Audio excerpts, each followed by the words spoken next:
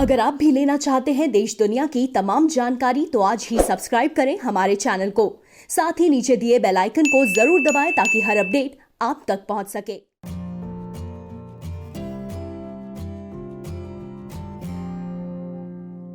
नमस्कार, प्रभात साक्षी news network और आप सभी का स्वागत है। कोरोना वायरस के खिलाफ जो देश की जंग जारी है उसमें प्रधानमंत्री नरेंद्र मोदी ने कहा है कि जनता के नेतृत्व में लड़ी जा रही लड़ाई है। जन जन इस लड़ाई का नेतृत्व सिपाही बनकर कर रहा है।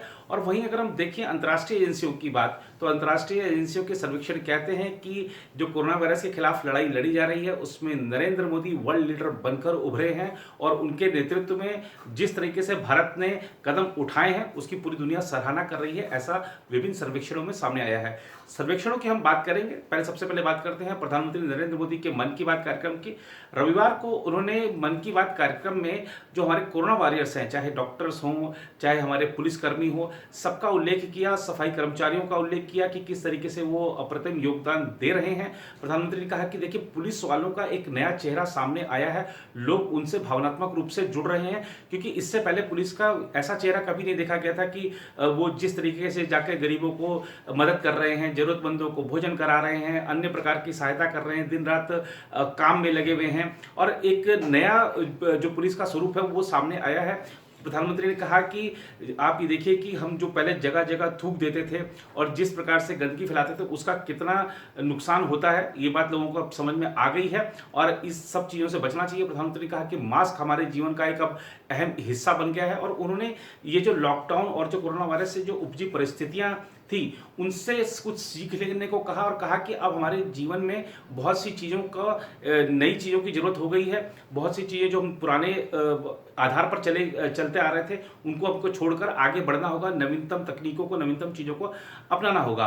प्रधानमंत्री ने इस दौरान ये भी कहा कि अक्षय तृतीया की शुभकामनाएं भी दी और कहा कि किस तरीके से जो भारत के लोग हैं उन्होंने अभी हाल ही में जितने त्यौहार गए सब घर में बनाए। अभी रमजान का महीना है और इस दौरान भी लोग घर पर ही इबादत कर रहे हैं। प्रधानमंत्री ने कहा कि इबादत इतनी कीजिए, बल्कि ज़्यादा कीजिए, ताकि जब ईद पर हम मिलें, ईद पर जब हम बात करें तब तक कोरोना वायरस भारत से जा चुका हो, दुनिया से जा चुका हो और विश्व कल्याण की भावना को बरकरार रखें, ऐसा प्रधानमंत्री ने अपने संबोधन में कहा। इसके अलावा प्रधानमंत्री ने यह भी बताया कि किस तरीके से डॉक्टर्स और हमारे स्वास्थ्य कर्मियों पर जो हमले हो रहे थे हाल ही में, उसको देखते हुए जो अध्यादेश लाया गया उसकी लोगों ने सराहना की है। डॉक्टरों ने और स्वास्थ्य जगत के हमारे जो लोग हैं उन सब ने सराहना की है। उन्होंने कहा कि निश्चित ही भारत कोरोना वायरस को हराने में सक्षम होगा। इस बीच दिल्ली से एक बड़ी खबर आ रही है कि मुख्यमंत्री अरविंद केजरीवाल ने कहा है कि हम गृह मंत्रालय की गाइडलाइंस को फॉलो करते हुए रिहायशी इलाकों में दुकानों को खोलने की अनुमति दे रहे हैं।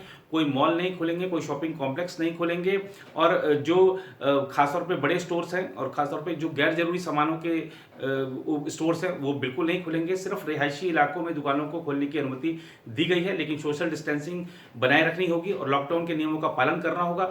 उधर महाराष्ट्र से एक बड़ी खबर आ रही है कि वहां के एक वरिष्ठ अधिकारी ने ये साफ संकेत दिए हैं कि 3 मई के बाद भी लॉकडाउन जारी रह सकता है, खासतौर पर बड़े शहरों में, क्योंकि राज्य सरकार की नज़र मुंबई, पुणे, औरंगाबाद और नागपुर जैसे कुछ बड़े शहरों पर है जहां पे कोरोना वायरस के मामले ज़्यादा संख्या में सामने आए हैं। और खासतौर पर जो ये दरअसल महाराष्ट्र की जो अगर आप देखें संरचना देखें, जो महाराष्ट्र के भूभाग है उसमें शहरी क्षेत्र के साथ ग्रामीण क्षेत्र भी हैं। ग्रामीण क्षेत्रों में ज़्यादा कोरोना वायरस के मामले नहीं, लेकिन जो इनका जुड़ाव है शहरी क्षेत्रों का और ग्रामीण क्षेत्रों का, मसलन अगर हम आपको पुणे की बात करें तो पुणे का जो ग्रामीण एरिया है वहाँ पर कोरोना वायरस के मामले नहीं है, लेकिन वहाँ पर जो उद्योग है उसमें शहरी क्षेत्रों में रहने वाले लोग काम करते हैं। तो इन सब चीज़ों को देखते हुए थोड़ा सा सरकार सतर्क है और 3 मई के बाद भी लॉकडाउन वहाँ पर बढ़ाया जा सकता है। ऐसा हमने देखा कि दिल्ली के जो विशेषज्ञ समिति है उसने भी ऐसा सुझाव दिया है कि 16 मई तक लॉकडाउन बढ़ाया जाना चाहिए। महाराष्ट्र की तरफ से भी ऐसी खबर आ रही है कि खासतौर पर बड़े शहरों में क्योंकि मामले ज़्यादा हैं तो हो सकता है कि सरकार इस बारे में खुद निर्णय ले।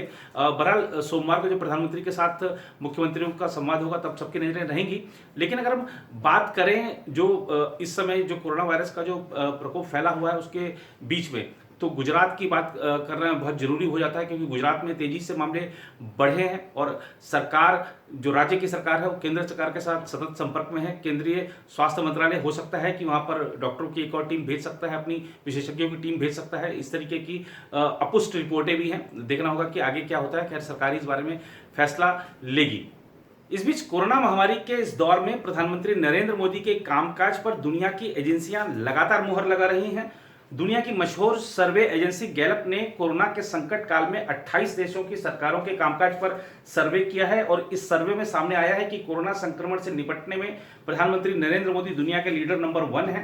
गैलप के मुताबिक सर्वे में शामिल 91% लोगों की राय है कि भारत सरकार कोरोना से निपटने में अच्छा काम कर रही है।